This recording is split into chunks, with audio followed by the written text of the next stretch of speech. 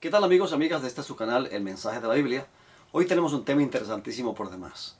Vamos a analizar el Salmo número 2, que es un salmo mesiánico, un salmo de coronación, y vamos a analizar el hecho del engendramiento del rey. ¿Qué significa ser engendrado? Cuando la palabra engendrado se aplica a Jesús, ¿qué significa? Algunos piensan que significa que Jesús fue producido o que fue dado a luz por el Padre. Hace unos meses hablaba con una persona que me decía que el Padre se sacó a Jesús de adentro y lo dio a luz. Otro me decía que fue como cuando Adán fue puesto a dormir por Dios y Dios de su costilla sacó a la mujer, que así sacó Dios a Jesús de su cuerpo. Tales ideas son absurdas, son ajenas a la Biblia, no tienen apoyo bíblico ninguno. En la Biblia dice algo bien interesante que en el Salmo capítulo 2, y dice lo siguiente: ¿para qué tumultan las naciones y los pueblos maquinan vanidades?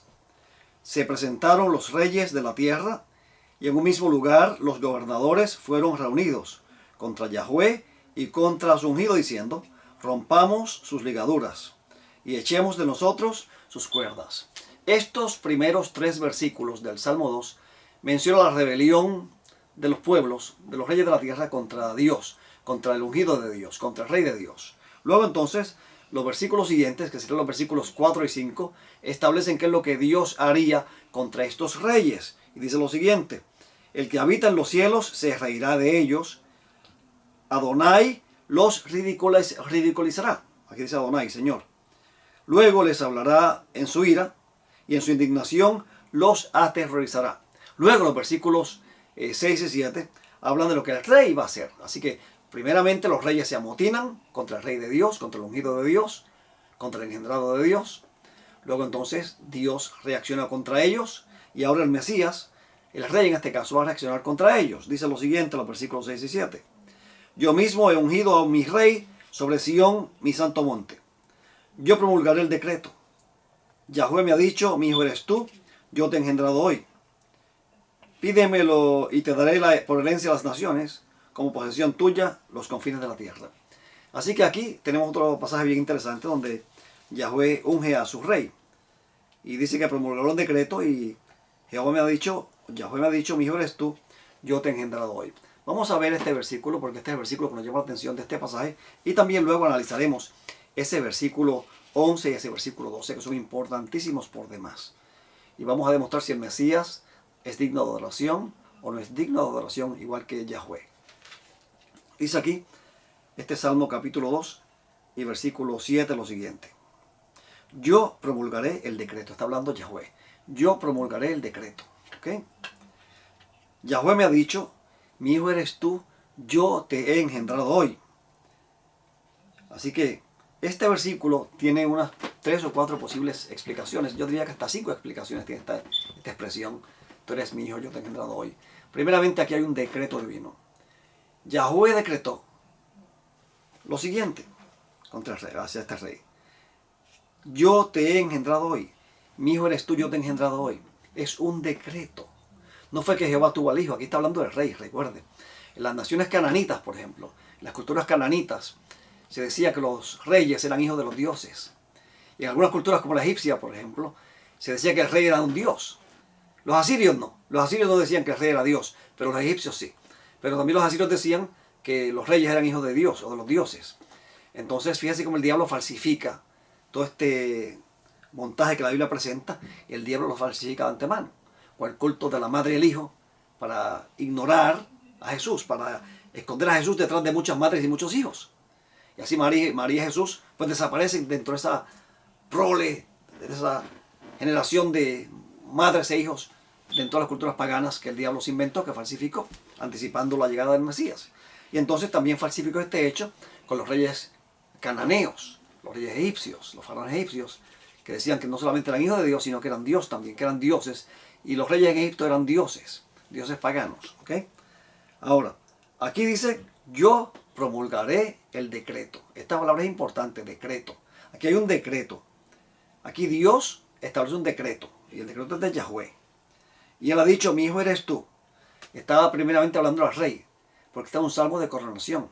Este salmo se leyó durante la coronación del rey Salomón, y se leyó posteriormente a partir de los reyes posteriores, salía este salmo número 2, porque es un salmo de coronación y de entronización.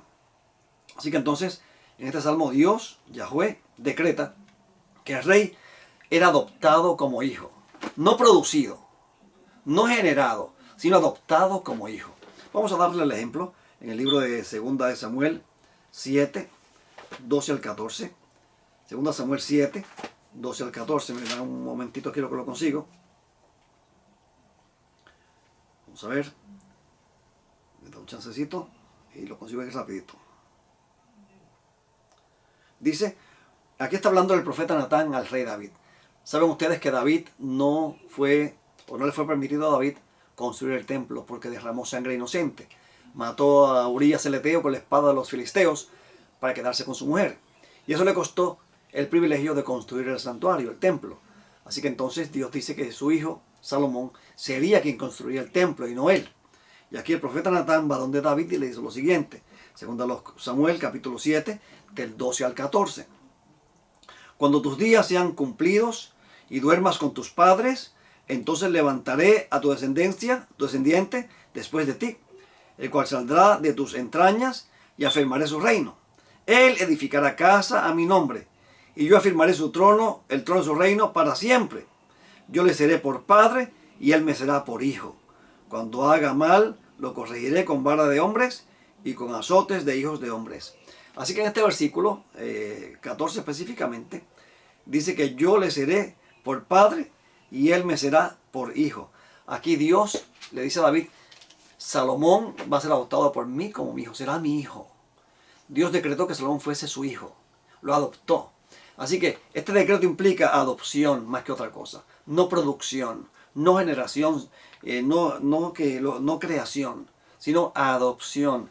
Mediante este decreto divino al rey se adoptaba como hijo. Este salmo pasó a ser un salmo mesiánico. Prácticamente todos los rabinos judíos de la antigüedad veían aquí un salmo mesiánico, una referencia al Mesías. Entonces, el Mesías iba a ser adoptado como hijo por Dios mediante un decreto divino. ¿Cómo iba a ocurrir esto? En Hebreos capítulo 9, versículo 14, el hijo, mediante la agencia del Espíritu Santo, se ofrece a Dios como nuestro sustituto. Así que en la eternidad, en la preexistencia, el Cristo preexistente, el verbo de Dios dice, yo voy a tomar el lugar del hombre caído si el hombre fracasa. Esto lo hizo mediante el Espíritu Santo y se acercó al Padre mediante el Espíritu Santo, según Hebreos 9:14, mediante el Espíritu Eterno. Se ofreció a sí mismo a Dios. Así que entonces el Padre acepta ese ofrecimiento voluntario del Hijo.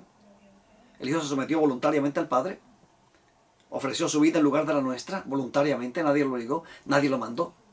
Él voluntariamente decidió ser hijo de Dios.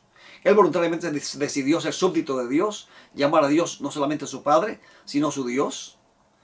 Él no solamente hizo esas cosas, sino que tomó forma de siervo. Él iba a ser el esclavo de Yahweh. Era tan fiel a Dios como el esclavo a su amo. Vino a hacer la voluntad de Dios. Según el libro de Hebreos capítulo 10 y versículo 5. Aquel verbo fue hecho carne y fue engendrado en María. Según Mateo capítulo 1 y Mateo 1:18 dice que el verbo fue engendrado por el Espíritu Santo en María. Y aquel verbo fue hecho carne. Dice en el libro de Juan capítulo 1 y versículo 14. ¿Okay? Ahora, esta expresión yo promulgar el decreto, mi hijo eres tú, tiene varias acepciones lo más interesantes. Aquí hay varios versículos, por ejemplo, en el libro de Hechos, capítulo 5. Quiero que vayamos allá rapidito. Hechos, capítulo 5. Me parece que son los versículos 5 y 6. Me da un chancecito de que lo consigo por acá rapidito. Hoy me dio con usar la Biblia textual cuarta edición porque la letra es grande y no encontré mis espejuelos. Así que usé esta Biblia porque la letra es grande, pero el problema con esta Biblia es que los libros están todos regados. El orden no es el mismo de la Reina Valera, por ejemplo. Y es un poquito complicado, es un dolor de cabeza algunas veces buscar los libros. Porque uno se lo aprendió de una forma y ahora están aquí de otra forma, alineados. Tremendo problema. En el libro de Hechos, capítulo 5, hay un versículo bien interesante. Mejor dicho, dije que es Hechos 13. Es Hebreos 5. Y que cuando uno de estas cosas de memoria, eso es lo que pasa, es en Hechos capítulo 13. Después vamos a Hebreos capítulo 5. Hechos capítulo 13. Este versículo para mí es importantísimo. Porque en el Nuevo Testamento se cita el Salmo 5, capítulo 2 y versículo 7, por lo menos 3 veces. El Salmo capítulo 2 y versículo 7 se cita 3 veces en el Nuevo Testamento. Y vamos a ver en qué contexto el apóstol Pablo lo cita. Aquí en el libro de Hechos, capítulo 13. Vamos a leer un par de versículos acá. Versículos 32 en adelante. Vamos a ver qué dice aquí. Mucha chance que la letra aquí es pequeñitita. Una letra muy pequeña esta letra que tenemos acá. Y es difícil de ver sin espejuelos. Aquí estamos. Del versículo 31 en adelante. Y se apareció durante muchos días a los que subieron juntamente con él de Galilea a Jerusalén, los cuales son sus testigos ante el pueblo. Nosotros también os anunciamos la buena noticia de la promesa que fue hecha a los padres, pues Dios la ha cumplido a los hijos, a nosotros, resucitando a Jesús, como también ha sido escrito en el Salmo 2. Mi hijo eres tú, yo te he engendrado hoy. Y lo levantó de los muertos para nunca más volver a corrupción. Lo ha dicho así.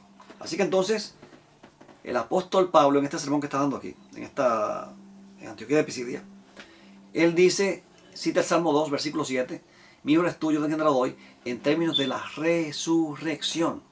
Así que Cristo fue declarado hijo de Dios cuando fue resucitado. En Romanos capítulo 1 y versículo 4 lo dice claramente. Entonces, si usted busca allí en Romanos capítulo 1 y versículo 4, se va a dar cuenta que allí tenemos una referencia también directa a la resurrección como un elemento asociado con el engendramiento de Jesús. Dice aquí, declarado hijo de Dios con poder, hablando de Jesús, conforme al Espíritu de santidad, por la resurrección de los muertos. Así que Cristo fue declarado hijo de Dios con poder mediante la resurrección de los muertos. O sea, aquí tenemos otra vez un decreto declarado, un decreto. Una alusión al Salmo capítulo 2, versículo 7. Cristo fue declarado hijo de Dios no por creación, no porque lo parieron en la eternidad, no porque el Padre lo parió en la eternidad, en su preexistencia, no porque el Padre lo generó, lo produjo o lo creó, no. Simplemente aquí dice que Él fue declarado hijo de Dios con poder cuando resucitó. Escuche bien, vamos al libro de Hebreos, capítulo 5, que es el versículo que llega hace rato a leer con ustedes. Hebreos 5:5. Necesito y lo consigo por aquí rapidito, porque esto es importantísimo que lo entendamos. Hebreos capítulo 5 y versículo 5. Vamos a ver.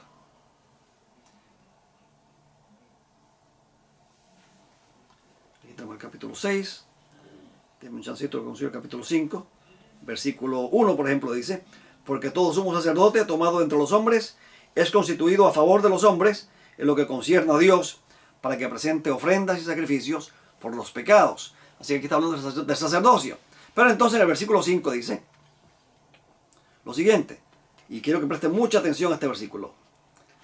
Así también Cristo no se glorificó a sí mismo para hacerse sumo sacerdote, sino el que le dijo, mi hijo eres tú, yo te he engendrado hoy. Y luego en el versículo siguiente dice, como también dice en otro lugar, tú eres sacerdote para siempre, según el orden de Melquisedec. Así que el apóstol cita aquí en el libro de Hebreos, capítulo 5, versículo 5, el Salmo 2 y versículo 7, para decir que Cristo fue instituido sacerdote, y que las palabras, mi hijo eres tú, yo te he engendrado hoy, se cumplieron cuando fue instituido como sacerdote. Así que ya tenemos un tercer elemento. Primero, Cristo es engendrado virginalmente en María mediante el Espíritu Santo. Fue engendrado por engendramiento virginal. 1. 2. Por su resurrección de entre los muertos. Y 3. Cuando fue instituido como sumo sacerdote en los cielos bajo el nuevo pacto. Mira qué interesante. Entonces hay otro elemento más.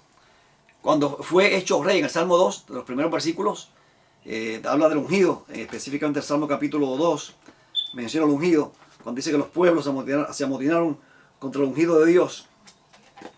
Entonces, porque el rey era ungido, el rey se consideraba un ungido de Dios, ¿ok? Entonces, en el versículo 2 del Salmo 2 dice, se presentaron los reyes de la tierra y en un mismo lugar los gobernantes fueron reunidos contra Yahweh y contra su ungido.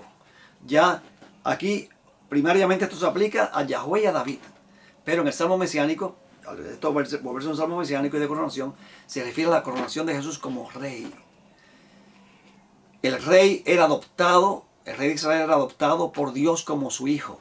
Le dimos el ejemplo allí en 2 Samuel capítulo 7, del 12 al 14.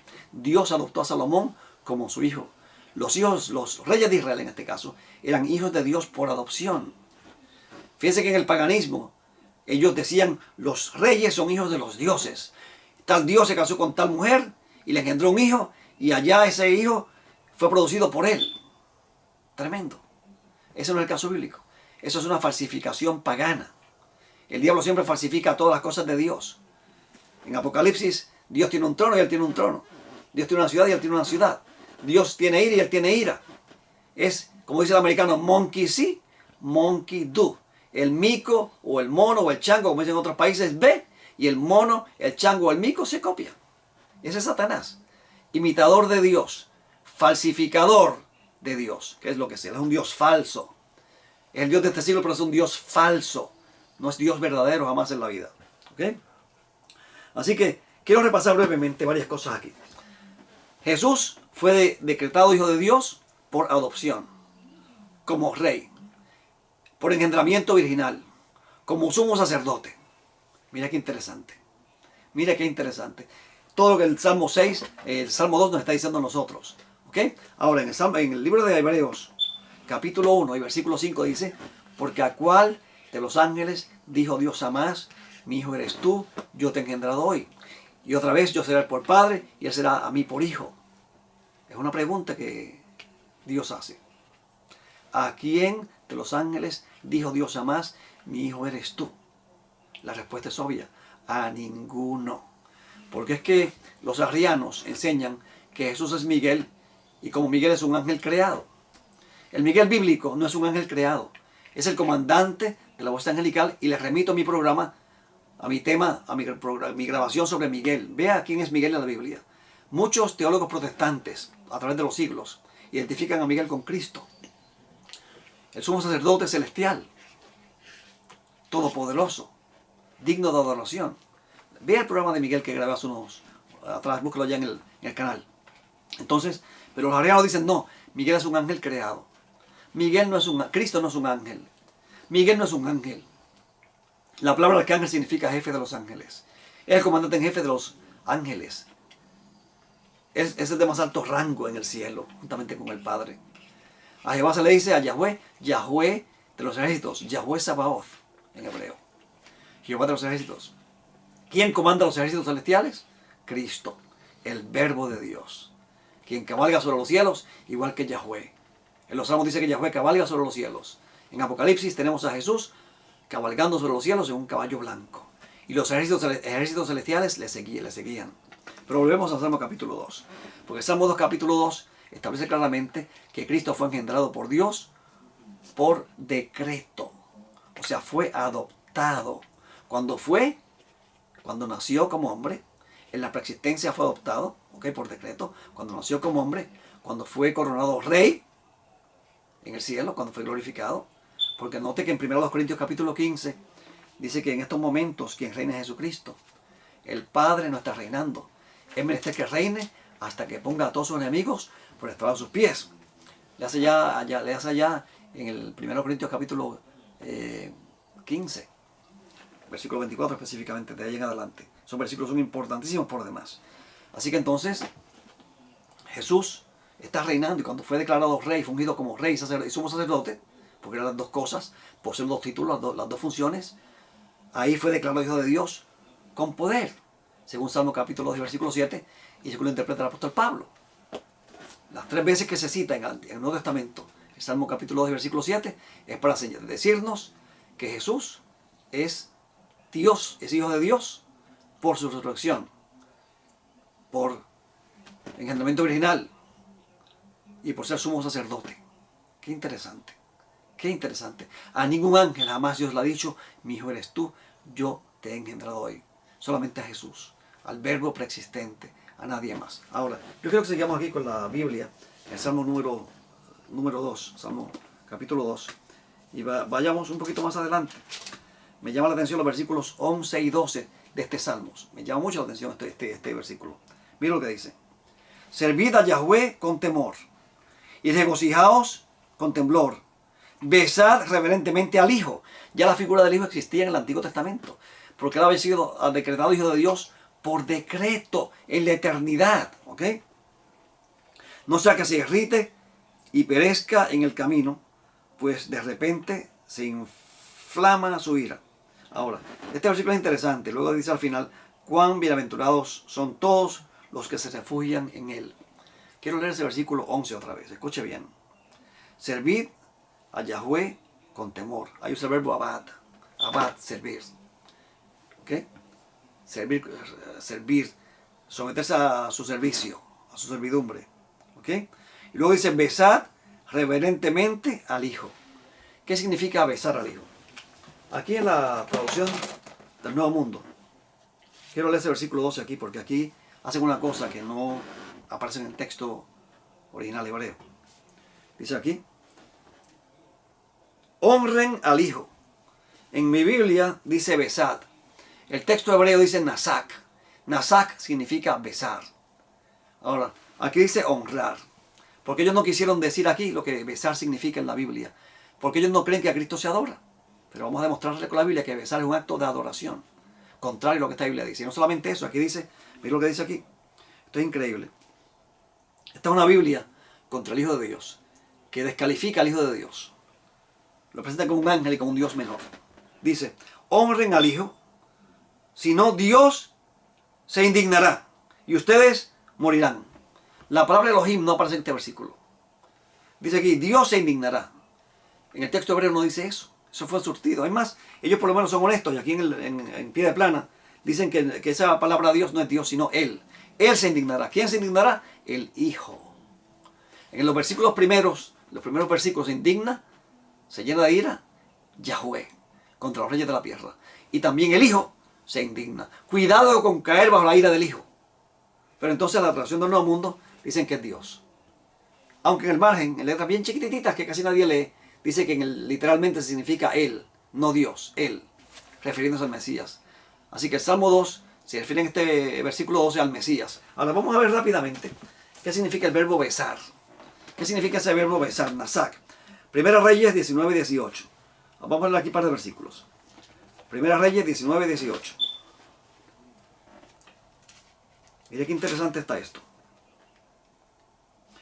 Y yo he hecho que queden de Israel 7,000 rodillas que no se doblaron ante Baal y cuyas bocas no lo besaron. Escuche bien. Dios se reservó 7,000 hombres que no inclinaron rodilla ante Baal, no doblaron rodilla ante Baal, ni con sus bocas le besaron. Besar a Baal significaba adorarle. Era un acto de adoración, era un acto de sumisión, de adoración, de servicio a ese Dios pagano. En el libro de Oseas, capítulo 13, versículo 2. Vamos a ver rapidito, Oseas capítulo 13 y versículo 2. Hay otro pasaje revelador. Dice lo siguiente. Y ahora pecan más y más. Se hacen imágenes fundidas.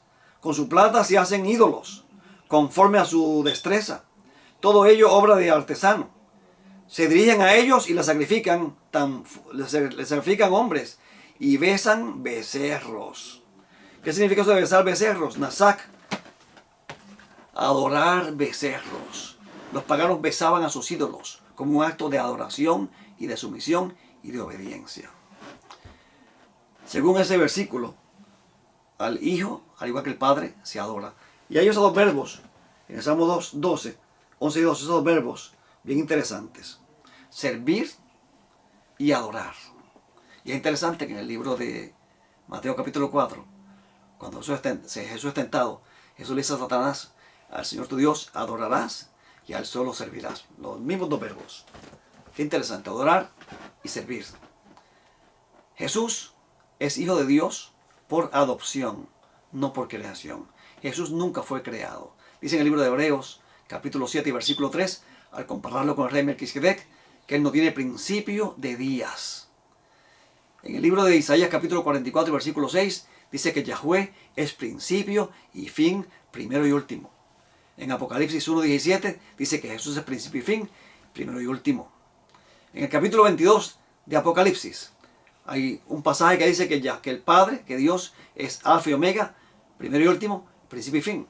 Y luego también hay otro versículo que dice que Jesús, el que está hablando, es Alfa y Omega, primero y último, principio y fin. Esa expresión alfa indica que antes del alfa no va nada. Principio, antes del principio no va nada. Por eso que dice allí en el libro de 1 Juan capítulo 2 que Dios, el Padre en este caso, es desde el principio. No significa que el Padre fue creado. Hay que entender el pensamiento hebreo. El Padre es desde el principio. ¿Qué significa eso? Que antes del Padre no existía nada, absolutamente nada. Por eso en Juan 1.1, cuando dice en el principio creó Dios los cielos y la tierra, en Juan 1.1 dice, en el principio era el verbo, en el principio era el verbo, está diciendo que en el principio, cuando todo dio comienzo, no existía nada, solamente Dios. Cuando el principio estaba allí, en el principio ya el verbo estaba allí, porque Él es Alfa y Omega, principio y fin, primero y último. Antes del primero no va nadie, nadie. Él es el primero, la primera causa u origen. Eso es lo que significa el primero, primera causa u origen. Yahweh es primera causa u origen. Cristo es primera causa u origen. Y así se entiende en Apocalipsis 3.14 cuando vemos el verbo arjé, el principio de la creación de Dios. Hay escritos antiguos donde dicen que el diablo es el arjé de la muerte. El diablo es el principio de la muerte, o sea, el originador de la muerte. Cristo es el originador de la creación, porque nada de lo que fue creado sin Él, según Juan capítulo 1 y versículo 3. Y ese Cristo Jesús, creador, todopoderoso igual que el Padre, por amor a nosotros se ofreció a sí mismo y estuvo dispuesto a tomar forma de siervo. Estuvo dispuesto a no considerar su igualdad con Dios como una excusa para decir yo no voy a ir, sino que dejó todo, se vació a su gloria, de su poder, de la alabanza, de las riquezas, de todo, para venir a la tierra, para venir acá y cambiar su trono por un pesebre, para salvarnos a nosotros. Qué grande el amor de Dios, qué grande el amor de Jesús por nosotros. Lo dio todo por nosotros, lo sacrificó todo por nosotros. ¿Qué estás tú dispuesto a dar por Jesús? ¿Qué estás tú dispuesto a hacer por Jesús? Bueno, mis amigos, el tiempo se nos acabó, no tenemos tiempo para más. Será hasta el próximo programa y que Dios te bendiga y te guarde.